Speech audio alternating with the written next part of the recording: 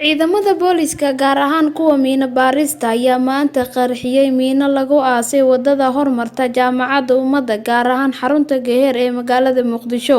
Dadka deegaanka ayaa arkay miinadan oo la hoosgeliyay meel qashin ah waxaana markii dambe ay wargeliyeen ciidamada booliska. Ciidamada booliska ayaa markii lagu wargeliyay durba wadada xiray iyaga oo si nabadgelyo ah u qarxiyay miinada. Ma jiro wax khasaare ah oo ka dhashay qaraxa miinada oo ay fashiliyeen ciidamada booliska Soomaaliya waxaana caadi ku soo laabtay isu socodka markii ciidamada ay qarxiyeen miinada. Dhamma Sadiq Aadan Cali oo ah afhayeenka ciidanka booliska Soomaaliya ayaa raadiyo Banaadir u faahfaahiyay sida ay ugu suura gashay in ciidanka booliska ogaadaan in miinada lagu aasay wadada hormarta Jaamacadda Ummada gaar ahaan xarunta Geher ee magaalada Muqdisho. Radio Banaadir waxaan rabaa in aan idin sheego in qarax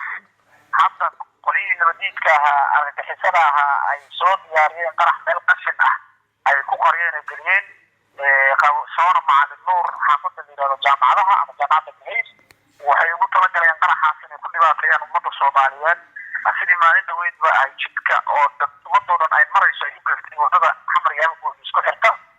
iyagoo jidkeedu uu yahay argagixisada inay dhibaateeyaan qof kasta oo muxuu ahaaye jidkaa ku safraya iyagoo kala soocaynin dadka waayo waa cadowga ummadda Soomaaliyeed qaraxaas ayay ku qariyeen meel qashin ah ciidanka booliska Soomaaliyeed ayaa ka warharay sidaas ayaa loogana badbaadiyey qarashay inuu dhibaateeyo dadka aada ku safriyey waa laga badbaadiyey qarashayna si nabad ah ayaa loo qarxiyay isagoo wax khasaare ah geysanay sidaas ilaa waxaa cusub mudan in qaraxu uusan soonka qaraxa ay dhigeen aysan ku oolin xarun ciidan ama fadhi ciidan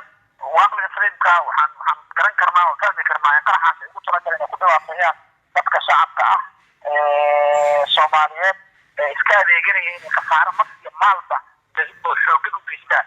balilaahi alxamdu ciidanka booliska ka howlgalay qaraxaas waa la badbaadiyey oo waa la qarxiyey qofna wax kuma noqonin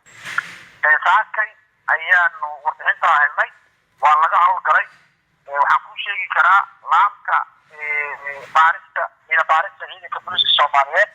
oo iyada u tababaran qarxinta iyo fashilinta qaraxyada loo cadowga u mareego ummadda Soomaaliyeed ayaa ka howlgashay. Muddooyinkii u dambeeyay ayaa waxaa magaalada ku soo kordhayay miinooyinka jidka dhinaciisa la dhigo waxaana toddobaad ka hor lala eegtay gaari uu la socday Jenaraal Cali Xirsi Barre Cali Gaab inkastoo ay yaraadeen qaraxyada gawaarida loo adeegsado ee ka dhici jiray Muqdisho. Iqra Yuusuf Cali, Radio Banaadir.